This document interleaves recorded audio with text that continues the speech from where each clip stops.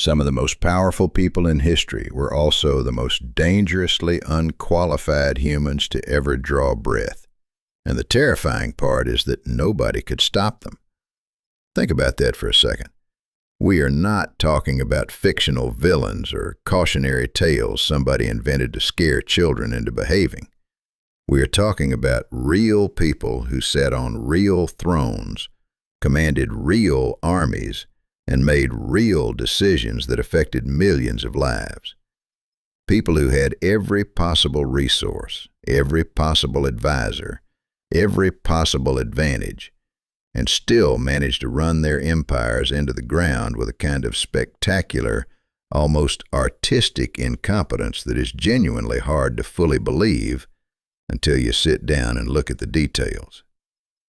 I have spent a long time going through these stories, and I want to be honest with you. The first time I really dug into this stuff, I had to stop and walk away more than once. Not because it was boring, because it was the opposite of boring. Because every time I thought I had found the most absurd example, the next one was worse. The next ruler was more disconnected, more delusional, more catastrophically wrong for the job they had been handed. And here's what got me. These were not all cruel people in the cartoon sense. Some of them were, but a lot of them were just wrong. Wrong personality, wrong obsessions, wrong fears, wrong instincts, all sitting inside a system that gave them unlimited power and zero accountability. That combination is not just dangerous. It is a recipe for the kind of disasters that echo through centuries. There is a version of history that gets taught in schools where rulers are either heroes or monsters, the great conquerors and the obvious villains.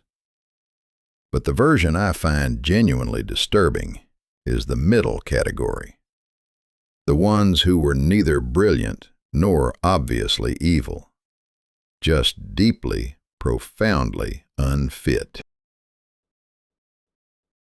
The ones who got the crown because of birth, luck, or circumstance looked out at an empire that needed serious leadership, and then turned around and started doing something completely unrelated to the job at hand.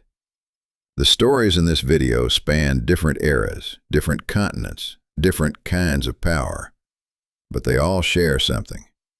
Every single ruler we are going to talk about today had a moment, sometimes many moments, where the gap between what the situation required and what they actually did was so wide you could lose a city in it. Some of them were tragic. Some of them were genuinely funny in that dark, uncomfortable way where you laugh and then feel a little guilty about it. And some of them were so far gone that the only appropriate response is a long silence and a slow headshake. But all of them left a mark. Not the kind they probably intended, the kind that history carves into stone and points at for the next 1,000 years as an example of exactly how not to do it. So if you have ever looked at the news and thought, how is this person in charge of anything? This video is for you, because it turns out that question is not new. People have been asking it in every language, in every century, for as long as power has existed. And the answers are always, always more bizarre than you expect. If this kind of history is your thing, hit subscribe and drop a like. It genuinely helps get these stories to more people who need to hear them. Now, let us get into it, because the first story does not ease you in gently. It drops you directly onto a wind-swept coastline, surrounded by thousands of soldiers in full battle gear, watching their commander prepare to fight something that could not be fought, could not be reasoned with, and absolutely could not be defeated by any army in human history. I want you to picture the scene clearly. Thousands of trained soldiers standing in formation on a cold, gray beach. The kind of beach where the wind cuts right through your clothes and the salt gets into everything. These are not fresh recruits. These are experienced fighters, men who have trained for years, who have marched through difficult terrain and come out the other side. And they are standing there, fully armed, looking out at the ocean, waiting for orders. The orders come, and the orders are to attack. Not an enemy fleet, not a fortified position across the water. The ocean itself, the waves, the tide, the whole gray churning mass of it. Their commander, a man with more power than almost anyone alive at that moment, had decided that the natural world owed him a victory, and since it had not delivered one, he was going to take it by force. So the soldiers did what soldiers do when the alternative is unthinkable. They followed orders. They waded into the surf. They struck at the water with their weapons. And when it was over, when the commander declared the engagement a success, they were sent home carrying debris from the shoreline as official proof of conquest. Not loot, not prisoners, rocks and broken shells from a beach. The people back home heard about it. And nobody laughed out loud, because laughing out loud at absolute power is one of the faster ways to disappear. But they heard, and they understood exactly what kind of mind was running things. Here's what gets me about this story every time I come back to it. It was not the act itself that was the most alarming part. Strange things happen in war. Commanders make odd calls. Battles go sideways. But what made this moment genuinely chilling was the reaction afterward. There was no embarrassment, no attempt to spin it or explain it away. The commander returned as if something real had been accomplished, as if the ocean had actually lost. That is the part that stays with you. Not the absurdity of fighting the tide, but the total, unshakable confidence that it had meant something. That is not eccentricity. That is a complete disconnection from the shared reality that every functioning society depends on. And the people around him, the advisors, the generals, the ones who absolutely knew better, they nodded along. Because what else do you do when the most powerful person in your world decides that reality is optional? That dynamic, the ruler untethered from reality, and the system that enables it rather than corrects it, is going to show up again and again in this video. In different costumes, in different centuries, in different corners of the world. But it always starts the same way. With someone who has never been told no with any real consequence, making a decision that everyone around them can see is wrong, and getting exactly zero pushback. The beach story is almost funny when you describe it quickly. The commander fighting the ocean and claiming a win. It sounds like a joke. But when you slow down and really think about what it means, about the machinery of power required to make thousands of people go along with it, it stops being funny pretty fast. Because here is the thing.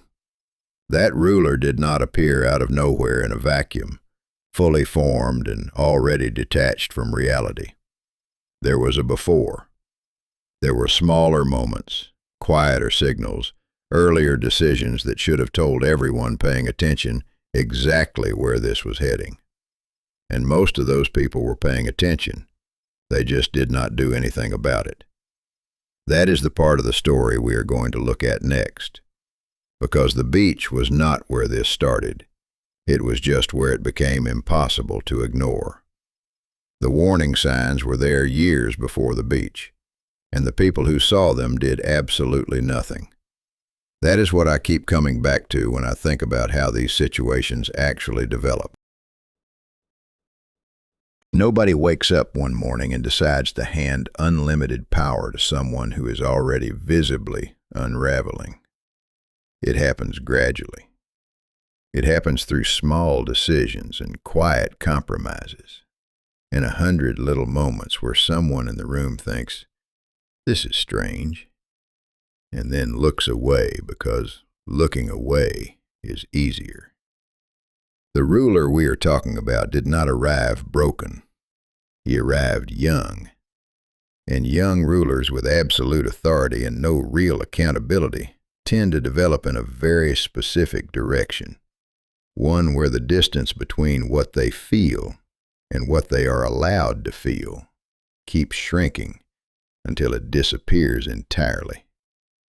Every small cruelty that goes unchallenged becomes the floor for the next one.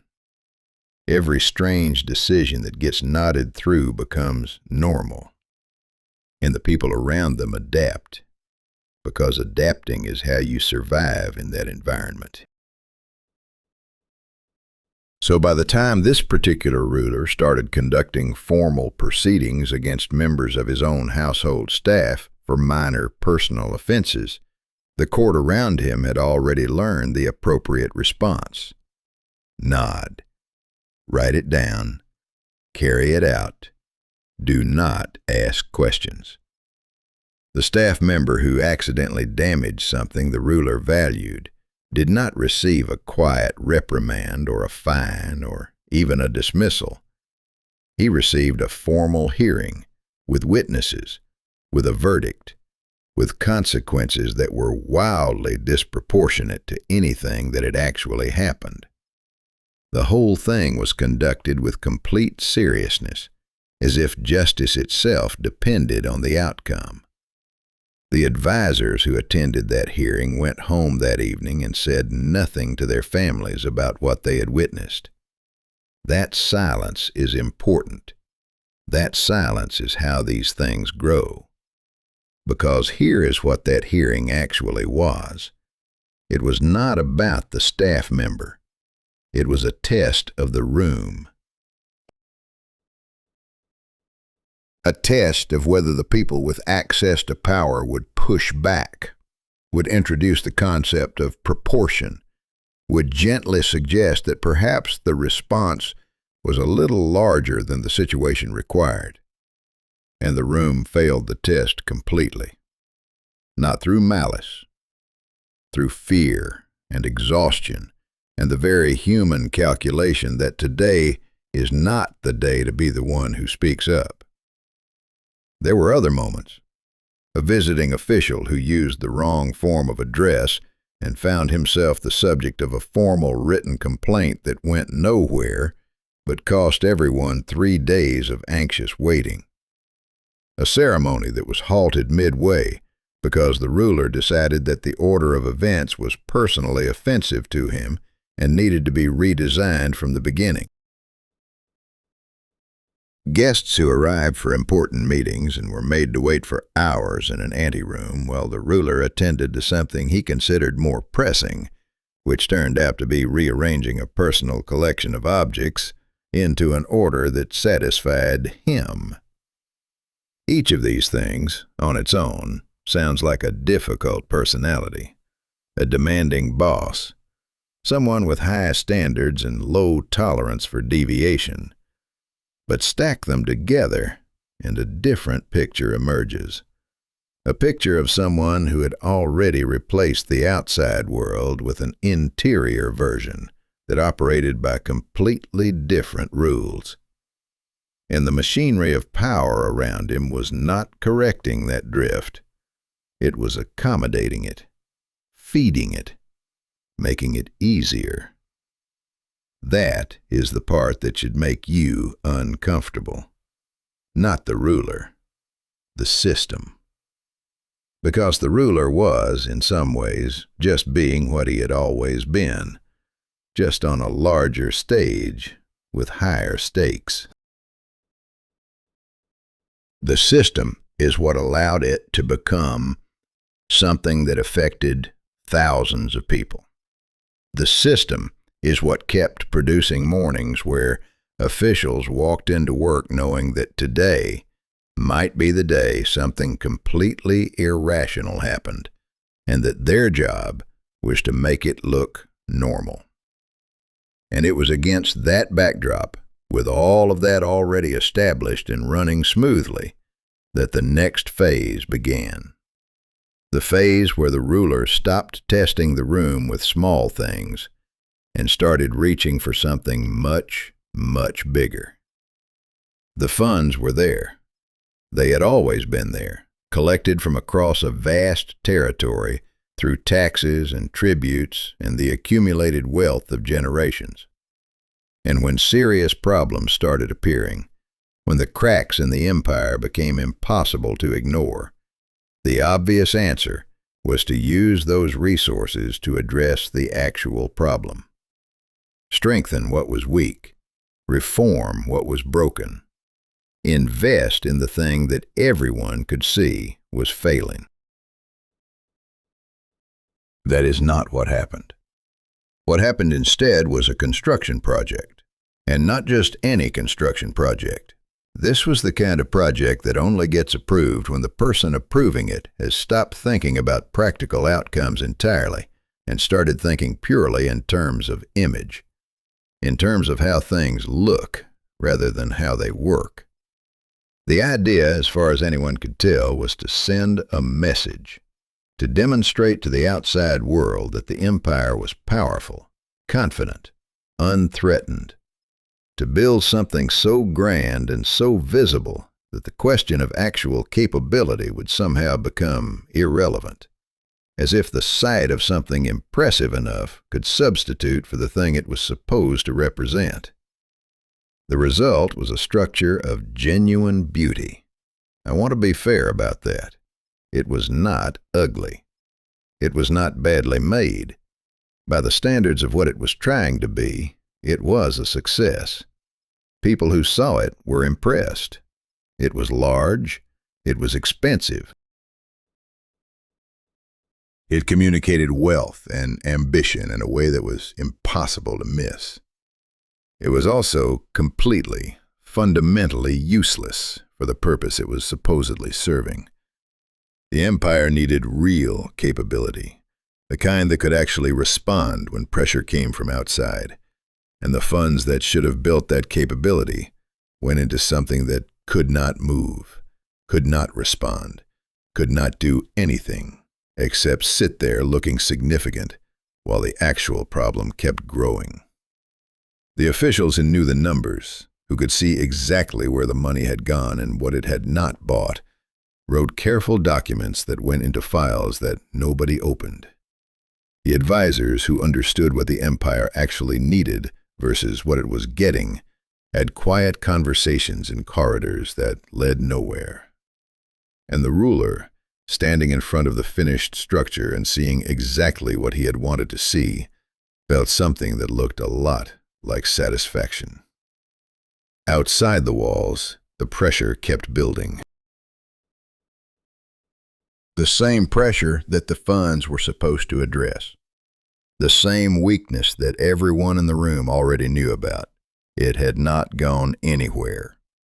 It had just been given more time to grow while the empire was busy building something beautiful and completely beside the point. That structure still exists, and the thing that strikes me every time I think about it is that it outlasted the empire it was supposed to protect. The empire is gone. The monument to its ruler's self-deception is still standing, which is either deeply ironic or absolutely perfect, depending on how you look at it. But here's what that story is really about. Underneath the stone and the wasted funds and the careful documents nobody read, it is about what happens when the person making the big decisions has already stopped connecting decisions to consequences. When the gap between action and outcome has grown so wide that they genuinely cannot see the relationship anymore. That ruler did not build that structure out of cruelty. He built it because, in his mind, it solved the problem. It looked like a solution. And looking like a solution had become the same thing as being one. That particular confusion between appearance and reality, between the symbol and the thing itself, is going to keep showing up.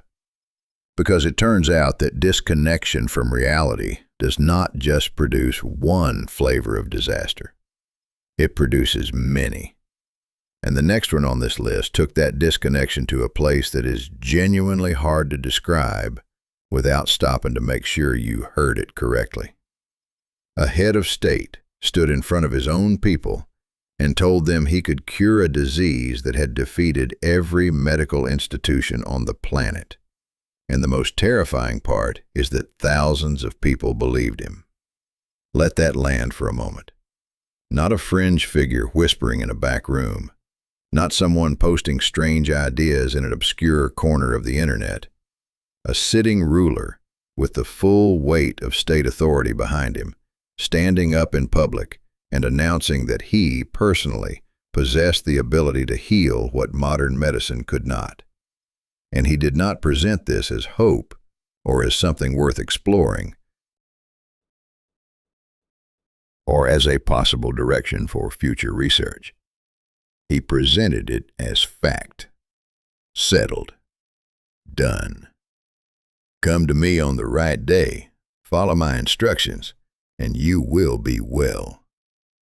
He had a schedule. That detail gets me every time. Not just a general claim of healing ability, but an actual organized system. Certain conditions were addressed on certain days. You came at the right time, you followed the process, you received what he offered, and you left believing something had happened. The whole thing was structured to feel legitimate, official, real. And people came. Of course they came. Because when you are desperate and someone with power tells you they have the answer, the part of your brain that asks for evidence gets very quiet. Desperation has a way of doing that. It closes doors inside you that should stay open. The ruler moved through these sessions with complete confidence. No hesitation, no qualification. No acknowledgement that what he was doing existed somewhere outside the boundaries of anything that could be tested or verified. He mixed herbs together in combinations that he alone understood. He spoke with the authority of someone who had not merely studied a subject, but mastered it at a level beyond ordinary comprehension. And the people around him, the officials, the staff, the ones who absolutely knew better, said nothing publicly that would undermine the performance. Here is what makes this story different from the ones before it. The ruler with the useless monument wasted resources. The one who fought the tide wasted dignity. But this ruler put vulnerable people directly in harm's way by replacing real care with theater. The gap between appearance and reality that we have been tracing through this whole video, that gap here had a body count attached to it. And he knew that. He had to know that, because the information existed. The experts were there. The actual picture of what his treatment could and could not do was not a mystery. It was being deliberately not looked at, because looking at it would have meant admitting something that the image could not survive. That is the real shape of the thing. It was not ignorance. It was a choice to keep the image intact at whatever cost the reality had to pay. And the cost was paid by the people who came to him, who trusted the weight of his position, who had nowhere else to turn and believed that this was somewhere. Some of them left and never came back, not because they were healed, but because they ran out of time. And the ruler kept going, kept scheduling, kept performing, because the performance had become the point, and the people it was supposed to serve had become secondary to the story he was telling about himself. There is a word for that specific rearrangement of priorities, where the ruler's self-image becomes more important than the people depending on him. The word is not complicated, but the consequences of it tend to be. Which brings us to the next kind of broken, because not every ruler on this list caused harm through delusion about ability. Some of them caused it through something far more embarrassing, something that, if you described it out of context, would sound more like a confession from a support group than a chapter in a history of power. One of the wealthiest rulers on this list could not stop taking things that did not belong to him. And I do not mean in the grand political sense of seizing territories or redirecting funds. I mean physically, personally, with his own hands, in rooms full of witnesses, lifting objects that belonged to other people and walking away with them.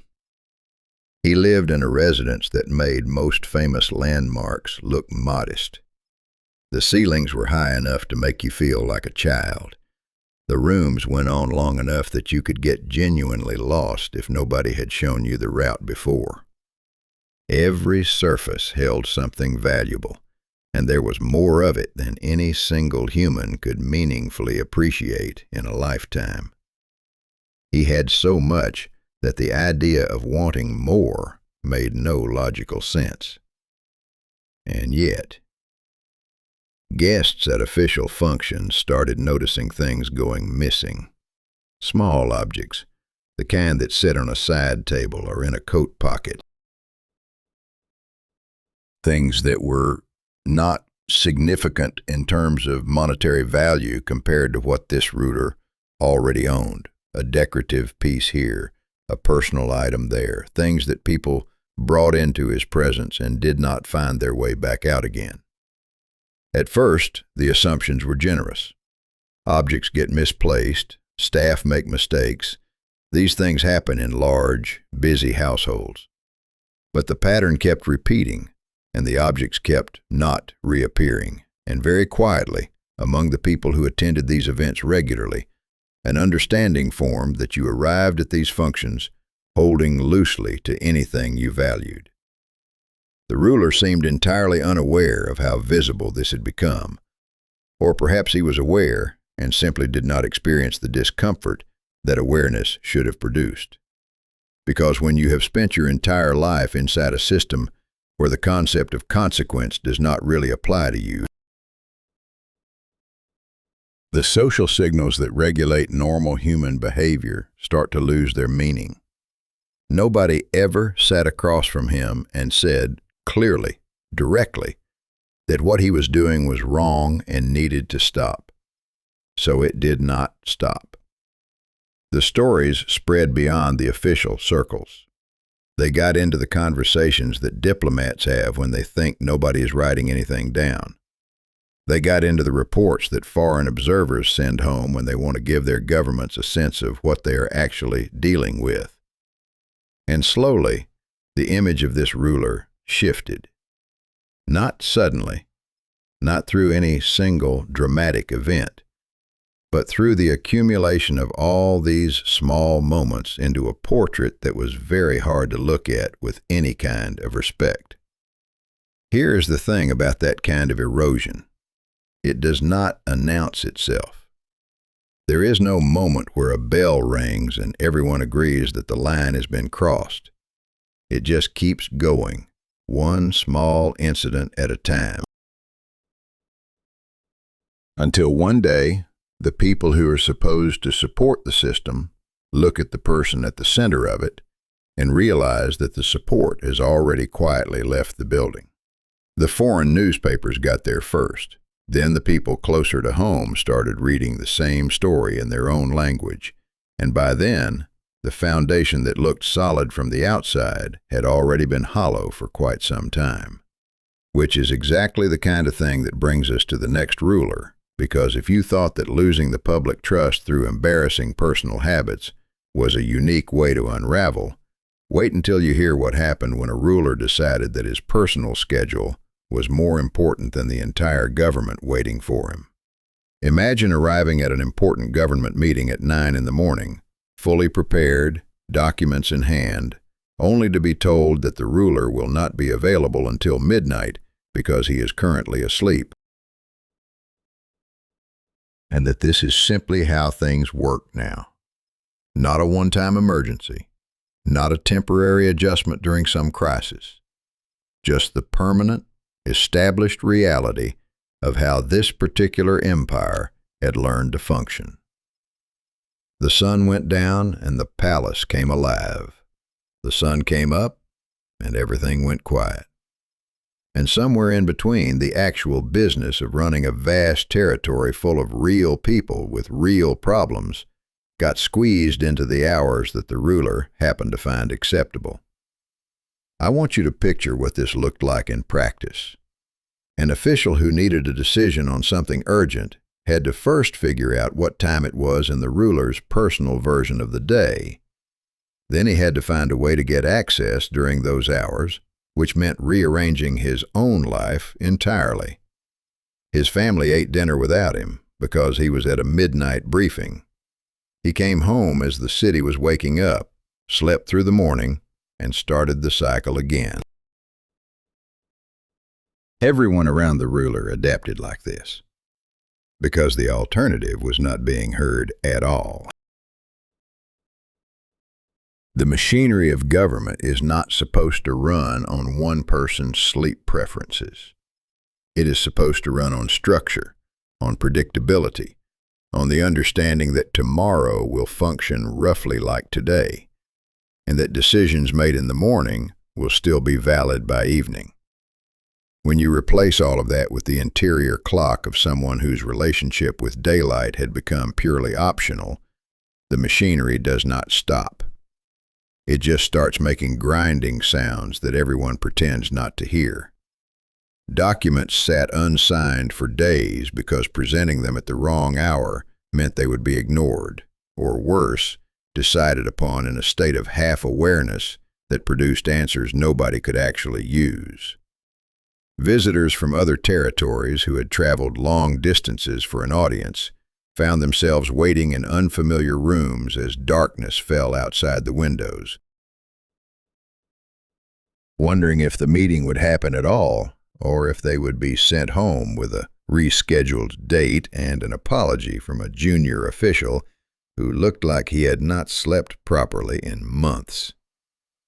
And the ruler himself genuinely did not seem to register that any of this was unusual.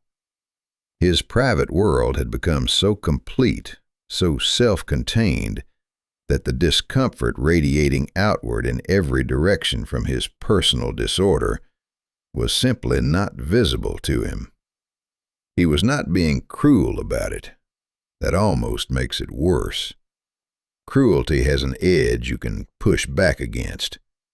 This was something softer and harder to name, a kind of total absorption in one's own internal experience at the expense of any awareness that other people existed and were being affected.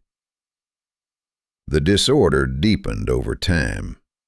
What started as an odd preference became a wall.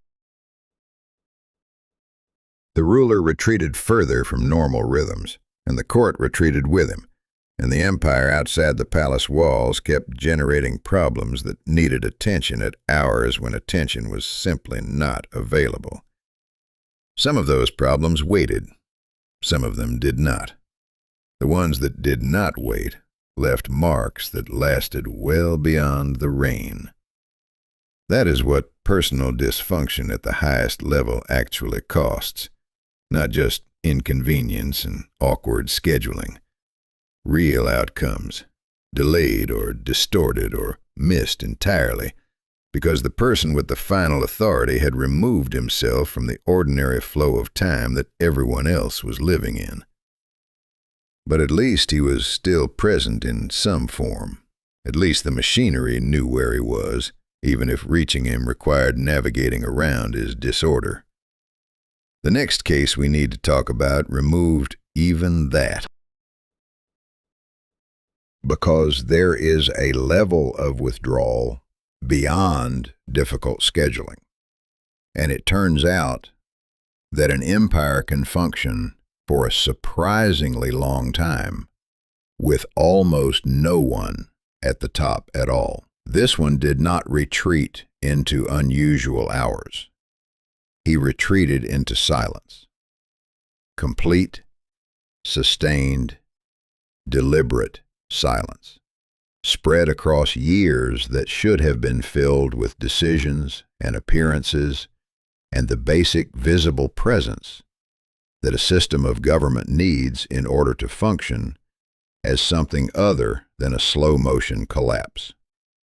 He did not announce it. That is the part that still catches me off guard when I think about it. There was no declaration, no formal statement, no moment where he stood up and said, "I am done with this, find someone else." He simply began appearing less, then less than that, then not at all. And the machinery around him, trained for centuries to revolve around a central authority, kept revolving, just with nothing at the center. Officials filed reports that nobody at the top read. Ceremonies were conducted in his name with his seat empty or filled by a representative who had no real authority to make anything binding. Factions that should have been managed by a visible and engaged ruler began pulling in different directions because there was no gravity at the center holding them in orbit. And still, he did not come back. I've tried to understand what it looks like from inside that kind of withdrawal, what the ruler was actually experiencing while the world outside his private rooms kept accumulating problems.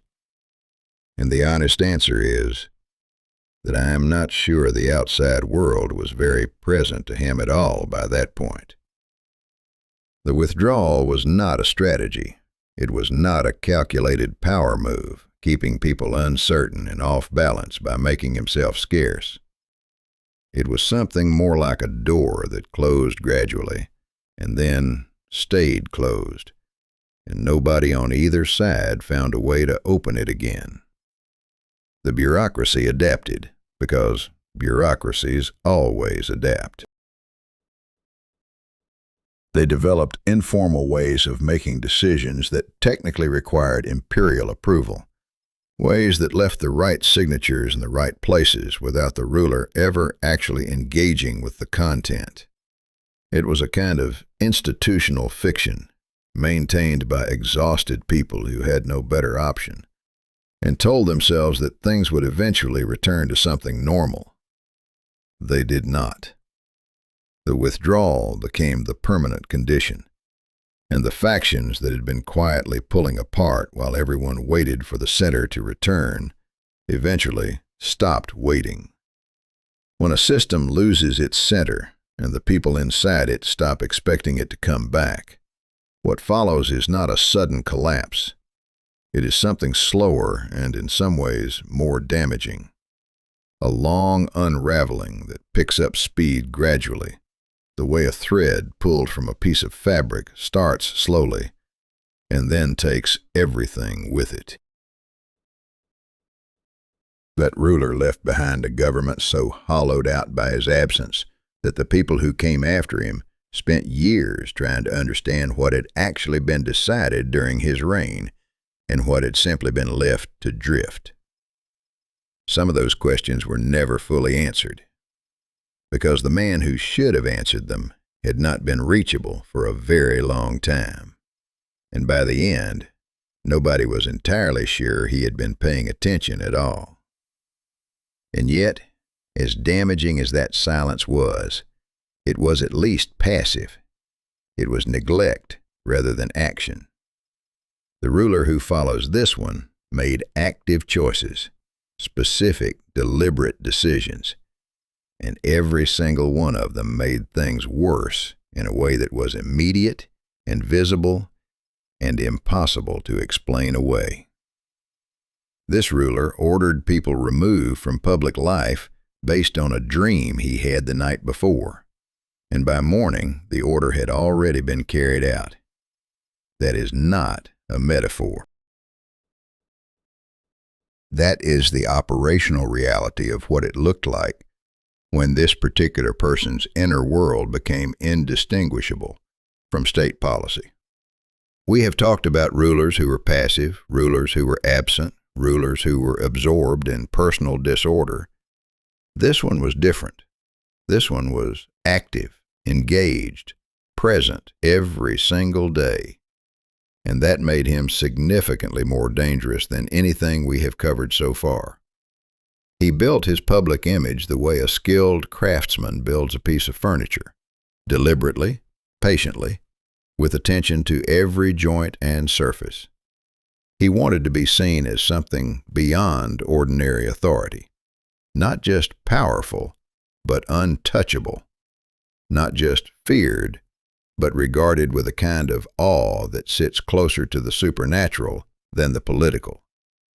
And he worked at that image constantly, feeding it, reinforcing it,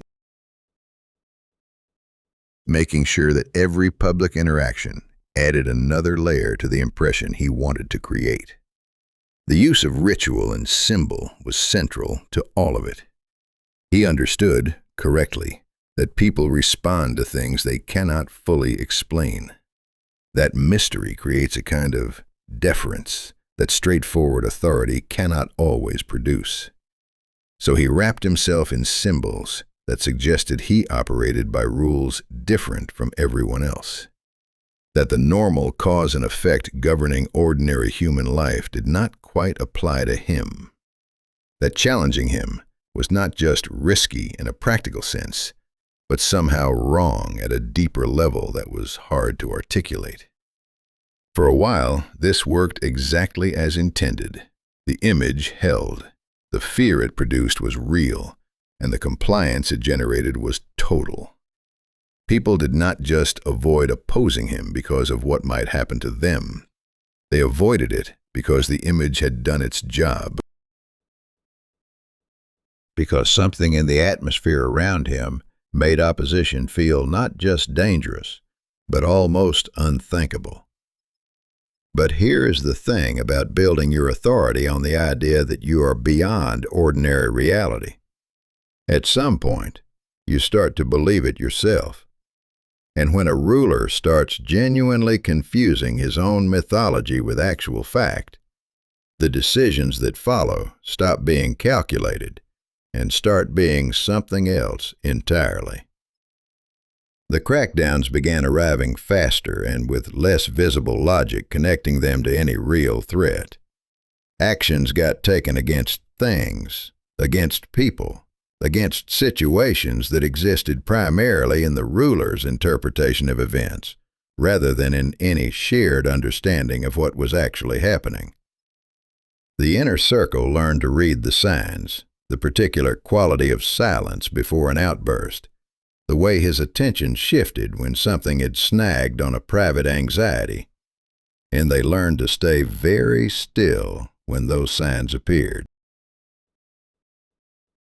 The territory outside the palace walls absorbed all of it. Every decision made from inside that atmosphere of paranoia and mythology had consequences that landed on real people living real lives who had no way to predict what was coming or why.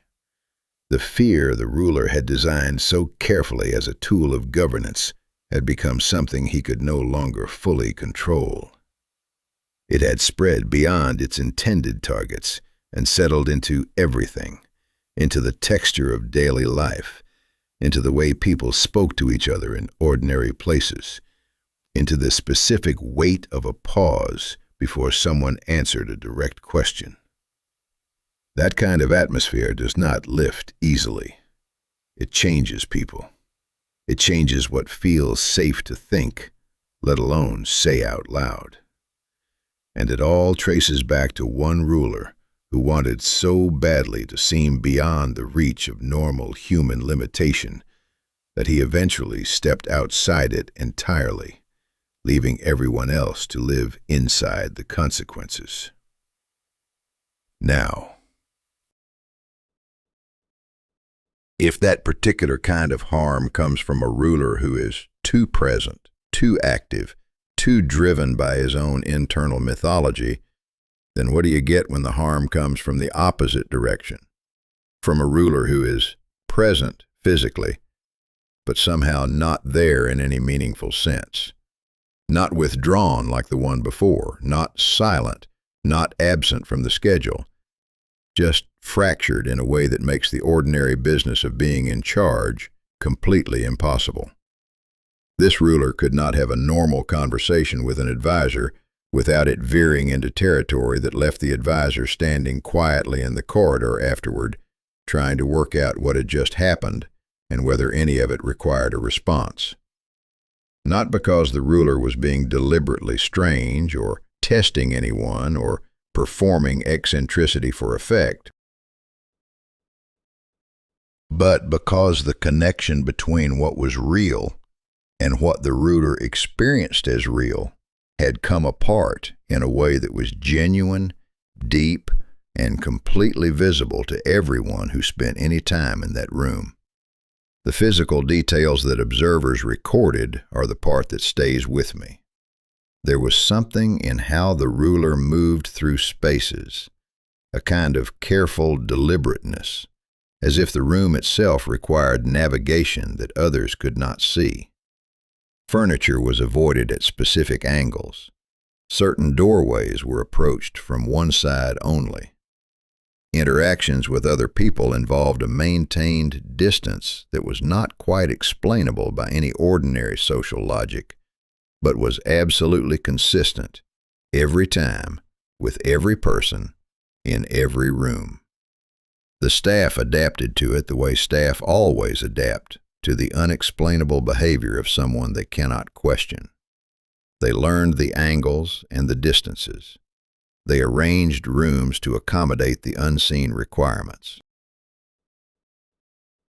They moved through their own days inside a physical grammar that had been written by someone else's interior experience, and they did not discuss it openly, because discussing it openly would have required acknowledging something that the formal structure of the court was not equipped to accommodate. Meanwhile, the kingdom sat in the middle of a crisis that needed clear decisions and a visible, functional authority at the top. It needed someone who could read a situation accurately, respond to it with appropriate force or appropriate restraint, and hold the room together while doing it.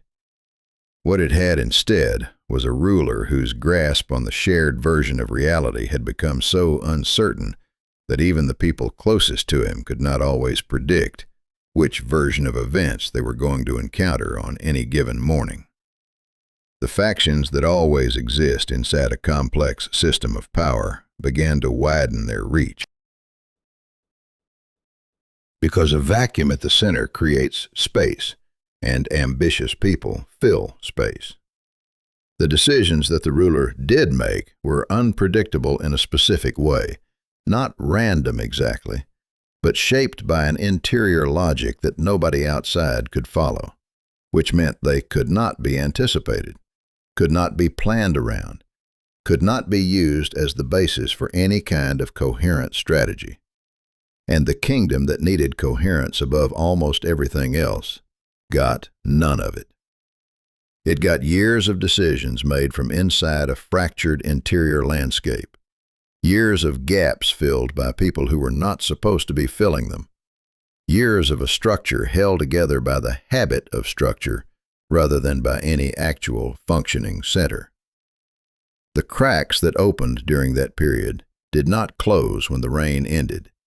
They just got inherited by whoever came next, along with the unenviable job of explaining to everyone why things had gotten so far from where they should have been. That particular kind of damage is quiet. It does not announce itself with a single dramatic moment. It accumulates the way water accumulates in a wall, invisible until the surface finally gives way. And by the time it becomes visible, the damage runs much deeper than anything you can fix quickly. What comes next, though, is not quiet at all.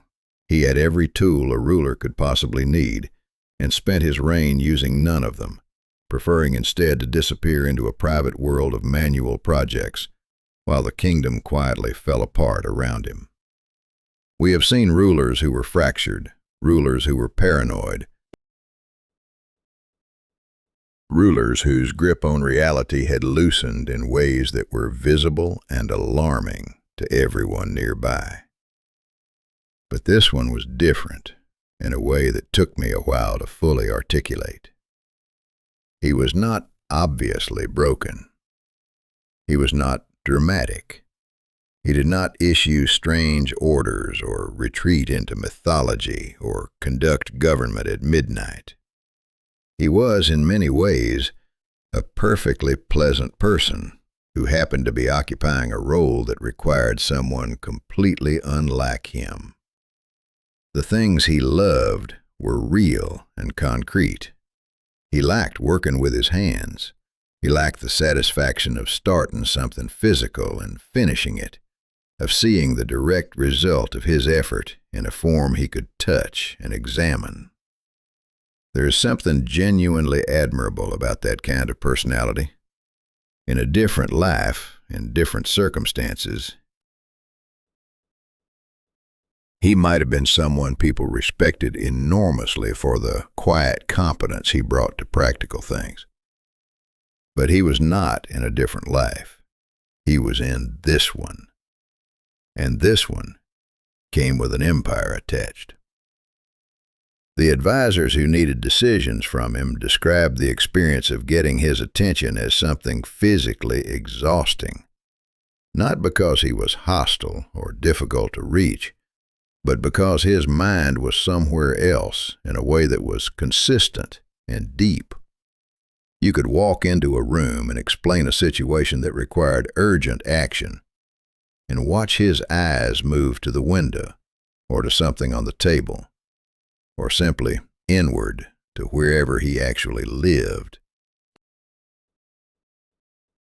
and know with absolute certainty that the words you were saying were landing in a place where they would not produce anything useful. He would nod. He would say things that sounded like responses, and then nothing would happen. The decision would not get made. The situation would sit there, accumulating consequences, while the ruler went back to whatever occupied his private attention, satisfied that the meeting had occurred and unaware that nothing had been resolved. The people around him developed a specific kind of fatigue. Not the fatigue of working too hard, the fatigue of pushing against something that does not push back, of bringing urgency to a person who experiences everything at the same comfortable distance, of watching problems grow past the point where easy solutions existed because the one person who could have acted chose, in effect, not to, and the kingdom absorbed all of it, slowly, the way a building absorbs water through a crack too small to see. The damage was invisible for a long time, and then, suddenly, everywhere. And by then, the ruler was still in his workshop, still focused on something small and manageable and completely unrelated to the fire that had been building outside the walls for years. That specific shape of failure, the decent person in the wrong role, is one of the saddest entries on this list. Not funny in the way some of the others are, just genuinely, quietly costly. The kind of costly that takes a generation to repair and leaves no single dramatic moment to point to as the cause. But we are not done yet, because if that ruler represents what happens when someone simply cannot engage with the weight of power, the next one represents what happens when someone engages with it entirely on their own terms. with no reference to the people that power is supposed to serve.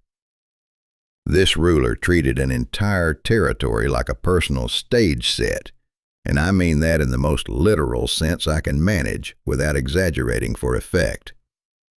Every decision, every public appearance, every interaction with the outside world was filtered first through a single question.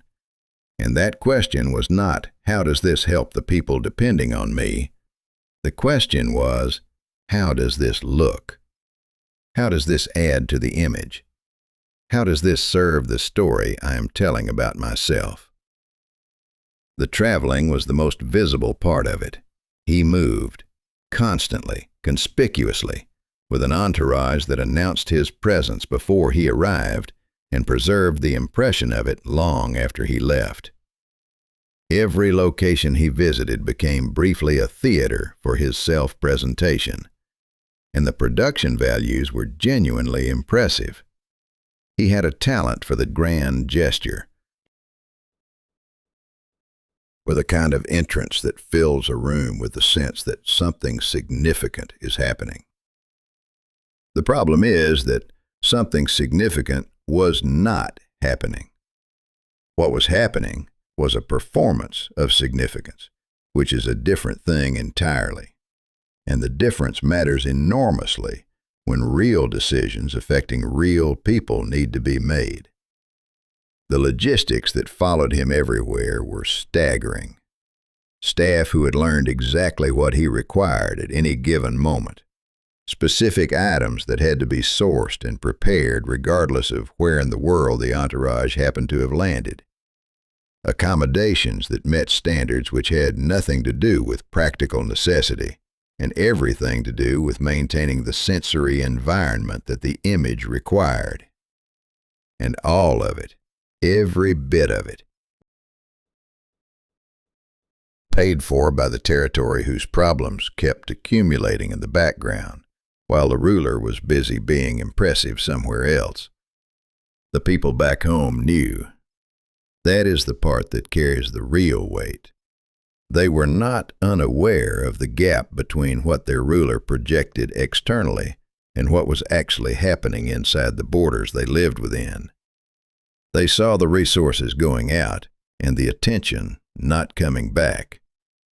They understood, with the clear, practical intelligence that ordinary people develop when they have to live with the consequences of decisions made above them, that the person in charge had confused the performance of leadership with the thing itself. But understanding something and being able to do anything about it are two different categories of experience. So they watched.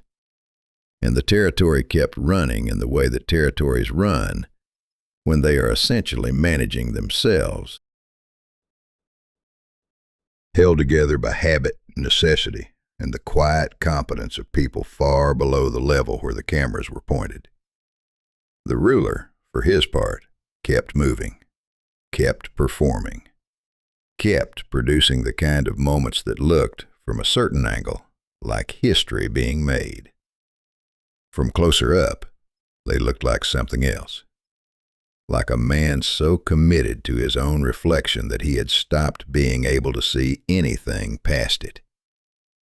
The reckoning, when it eventually came, arrived not through any single dramatic confrontation, but through the slow withdrawal of the belief that had been propping the whole thing up. And once that belief was gone, the performance had nothing left to perform to. What came after that is a different story. But the next ruler on this list did not even get the luxury of a slow reckoning. He had already done something genuinely extraordinary before everything went wrong. And that is what makes this particular story so much harder to dismiss than the others. We have spent a lot of time in this video looking at rulers who arrived broken, who never had the tools for the job, who were clearly wrong for the role from the very beginning. This one is different. This ruler built something real, something that required vision and patience and a kind of strategic intelligence that most people never develop. He looked at a situation that everyone around him considered impossible, and he made it work. The scale of what he accomplished in the early part of his reign was genuinely impressive, the kind of thing that gets written about for centuries because it deserves to be. And then something shifted. And everything that came after that shift moved in exactly the opposite direction, with the same energy and commitment that had built the thing now being poured into destroying it from the inside. The shift was about time. Specifically, about the idea that he did not have enough of it. Not in the immediate sense of a busy schedule, in the final sense. The sense that every living thing eventually runs out of time, and that this ruler found that fact completely, absolutely unacceptable. What followed was not a quiet personal anxiety that he managed in private. It became policy. It became resource allocation. It became the organizing principle around which significant portions of the empire's energy and wealth were redirected, away from the practical challenges that a functioning state always faces, and toward the singular obsession of finding a way to make death optional. He consulted people who claimed to have answers. There were always people who claimed to have answers, who arrived with confident manner and elaborate explanations and specific requirements in terms of materials and time and resources, and who left with all of those things and produced nothing that could be verified. He funded expeditions into remote territories based on rumors that somewhere out there a solution existed that just needed to be found. He collected substances and methods and rituals from every tradition that suggested any kind of extended vitality and applied them to himself with the thoroughness of someone who genuinely believed the problem was solvable if you just tried hard enough. The people around him watched. The advisors who understood that the money going toward this search was money not going toward things the empire actually needed, watched and said as much as they could say, which was not very much, because the ruler's commitment to this particular direction had moved past the point where practical objections found any traction. Here is the cruel detail at the center of all of it. Some of what he consumed in pursuit of longer life was actively shortening it. The substances he trusted most, the ones that felt most powerful and transformative, the ones that his advisors on this subject recommended most confidently, were doing quiet damage that accumulated over time in a direction nobody involved wanted to acknowledge. He was trying to extend his life and spending that life in a process that was eroding it. The irony is almost too neat to feel real.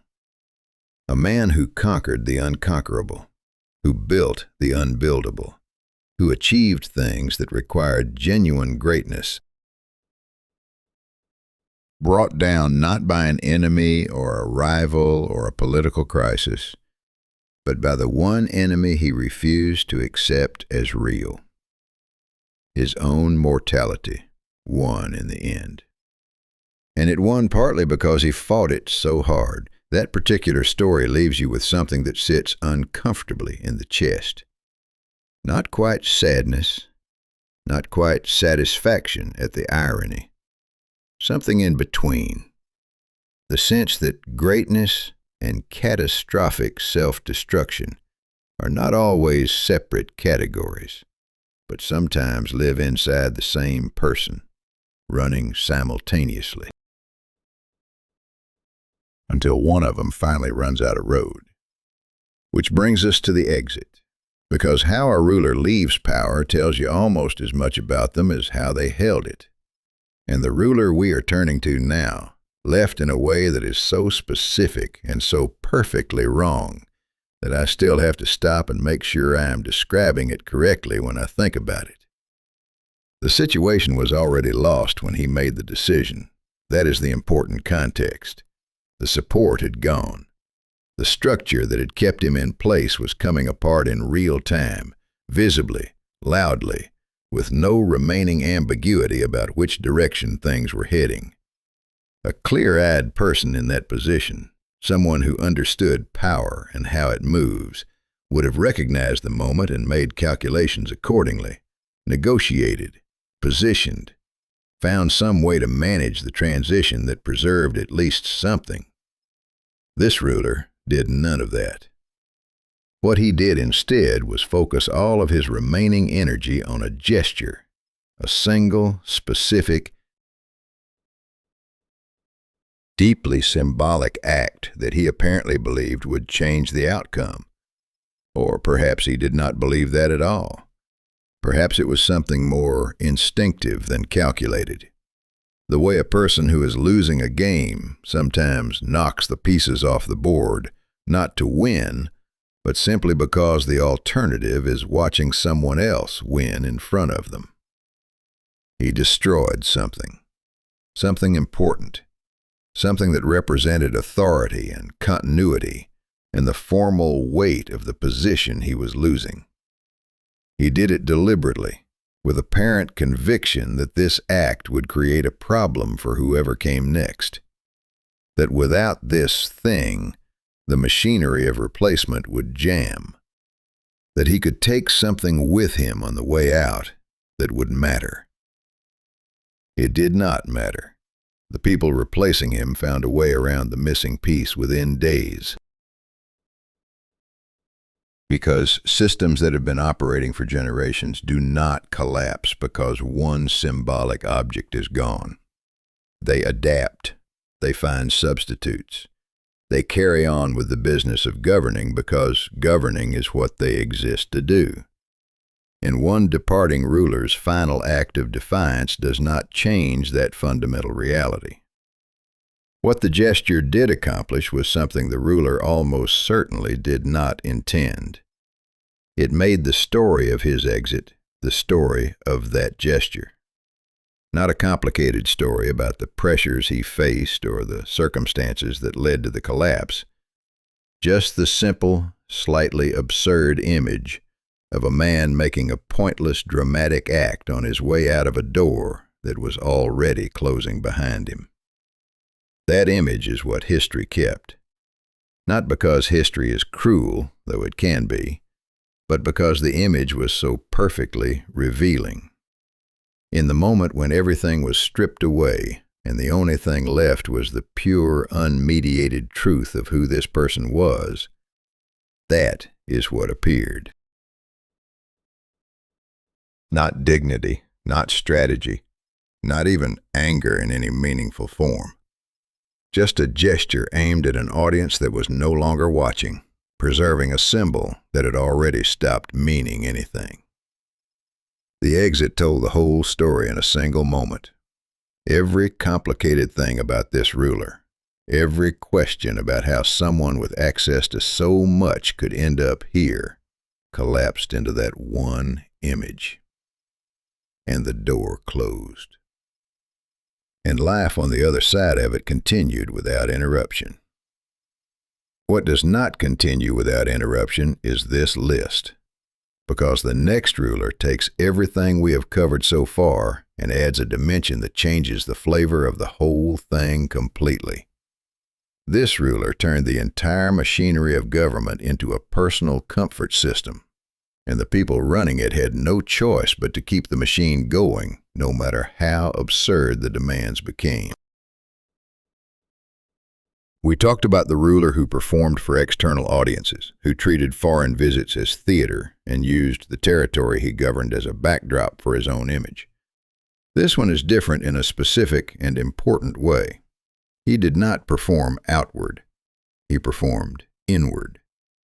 The audience he cared about was entirely internal, a version of himself that needed to be kept comfortable, validated, and insulated from anything that might introduce friction into his personal experience of being in charge. The disorder that shaped his reign was not dramatic in the way some of the others have been. There were no public outbursts, no strange proclamations, no moments that made it into dispatches sent to foreign governments with the diplomatic equivalent of raised eyebrows. It was quieter than that, and in some ways harder to address because of it. What it looked like from the outside was simply a ruler with very specific requirements that changed, that expanded. That moved in the direction of more and more elaborate accommodation with each passing season. The sleep situation was the first thing that people outside the inner circle started noticing. Not because it was obviously scandalous, but because its effects were impossible to contain within the palace walls. Meetings that had previously happened in the morning began drifting later. Officials who needed access discovered that access was increasingly shaped around a schedule that bore no resemblance to the one the rest of the world was using. And the explanation they received, when they received one at all, was always framed in terms of the ruler's health, his sensitivity, his particular requirements that had to be respected. The word that gets used most often in accounts from people who worked inside that system is exhaustion.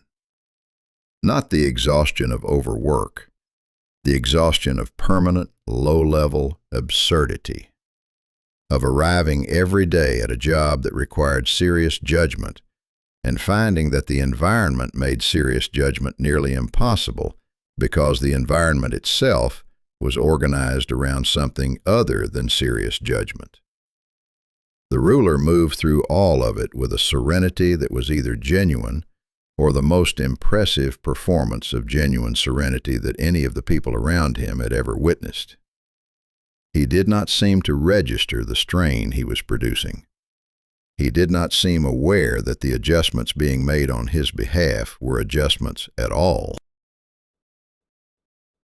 rather than simply the correct and natural way for things to be arranged. And that unawareness, that complete absence of any signal that he understood the cost of his requirements, was somehow the most exhausting part of all. The territory managed. Territories always manage. But managing and thriving are different things, and the gap between what this territory could have been under attentive, present governance and what it actually became under years of this particular arrangement is the real measurement of what was lost. Not in any single dramatic moment, just steadily, quietly, season by season, while the ruler slept through the mornings and the officials rearranged their lives and the problems that needed addressing, waited in a corridor that was never quite the right time to enter. What eventually ended it was not a confrontation or a revelation or any kind of clear breaking point. It was the slower, duller process of a system that had bent so far in one direction for so long that when circumstances finally forced a correction, the correction was jarring and costly in ways that 100 smaller adjustments along the way might have prevented. The ruler did not see it coming, which, given everything, makes complete sense. You cannot see what you have trained yourself never to look at.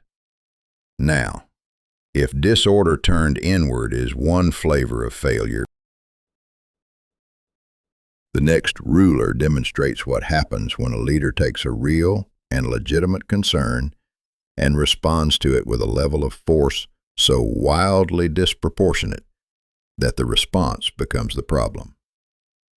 This ruler understood something that was actually true.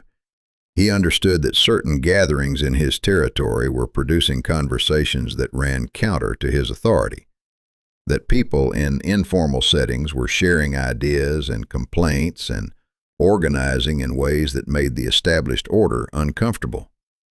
That information was moving through social channels in a way that was genuinely difficult to control.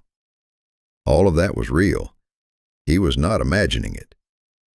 What he did with that accurate understanding is where the story leaves the realm of understandable governance and enters something else entirely. He decided to make the spaces where those conversations happened simply too dangerous to use, not through argument or persuasion or any kind of policy that addressed the underlying frustrations. Producing the conversations through direct, personal, physical enforcement that sent a message so extreme it was designed to make people afraid of their own habits. The air in those gathering places had a particular quality, warm and close, carrying the smell of whatever people had brought to drink, the low sound of many conversations happening at once, the occasional burst of laughter from a corner table. Ordinary human things, the kind of atmosphere that exists wherever people collect together and feel temporarily safe enough to say what they actually think. This ruler walked into that atmosphere in disguise, observed it, and responded to what he found there with consequences that nobody who frequented those places could have expected from simply showing up. Word spread fast. It always does when the message is frightening enough, and the message was received exactly as intended. The gathering places emptied. The conversations moved elsewhere or stopped happening entirely. The specific kind of loose, informal social connection that those spaces had enabled was severed, abruptly and completely, by the credible threat attached to continuing it. What the ruler did not account for was where the frustration went when it lost its outlet. Frustration does not disappear because the space it occupied has been made dangerous. It relocates. It becomes more concentrated. It finds different forms that are harder to observe and therefore harder to manage. The ruler had treated a symptom with a sledgehammer and was surprised to find that the underlying condition had not responded to being hit. The officials who understood this tried to introduce the idea that a different approach might produce a better outcome.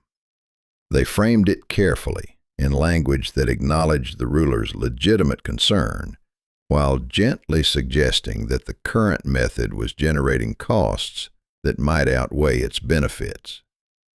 Those conversations went nowhere, because a ruler who has decided that force is the correct answer does not typically welcome analysis suggesting otherwise. So the pattern continued.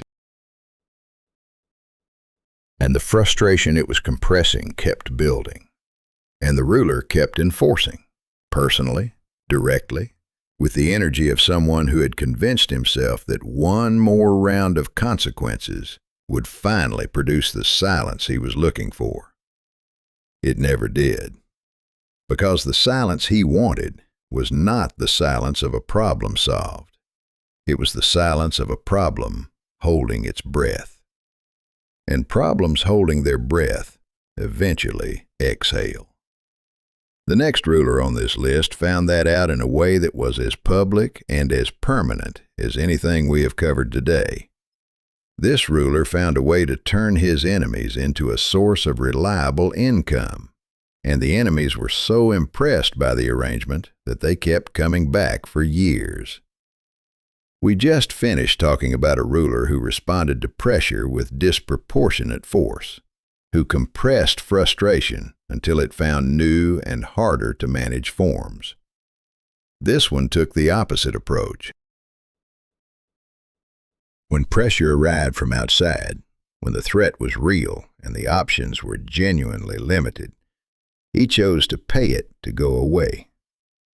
And then he kept choosing that, again and again, with a consistency that eventually stopped looking like a policy and started looking like a personality trait. The first time it happened, you could understand the logic. The threat was significant. The resources to fight it were uncertain, and buying time seemed like a reasonable calculation. A temporary measure while better options were developed. That is how it was framed internally, and that framing was probably genuine. The people around him who understood the situation saw the payment as a bridge, not a destination. But the second time it happened, the calculation shifted slightly. Because now there was a precedent. Now the approach had worked once, in the limited sense that the immediate threat had retreated. And a precedent, once established, has a gravity that pulls every subsequent decision in its direction. The third time was easier than the second. By the fourth time, it had stopped being a decision at all and had become the default setting. Here is what the other side of that arrangement looked like. The people receiving the payments were not confused about what was happening.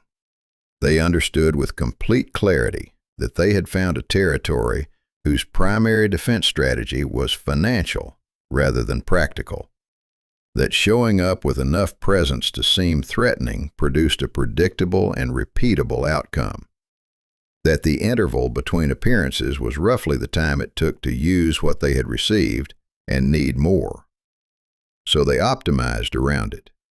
They came back on a rhythm that the ruler had essentially set for them through his own behavior. They were not greedy in any complicated sense. They were rational. The ruler had created a system, and they were operating efficiently within the system the ruler had created. The people inside the territory watched this happen. The advisors who understood what was occurring wrote careful analyses that went into the same place all the careful analyses in this video went, which is to say, they were received politely and changed nothing.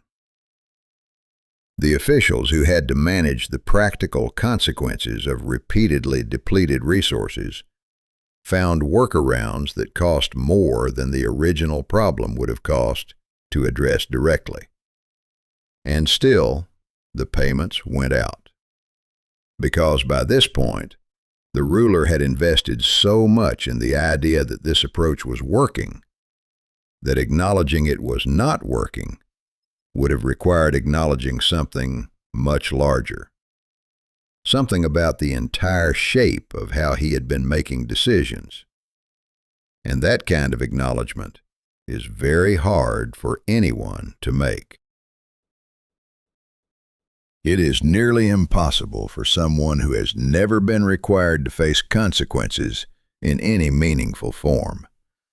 The moment of reckoning, when it came not through a single dramatic confrontation, but through the quiet arithmetic of a system that had been running a deficit for too long.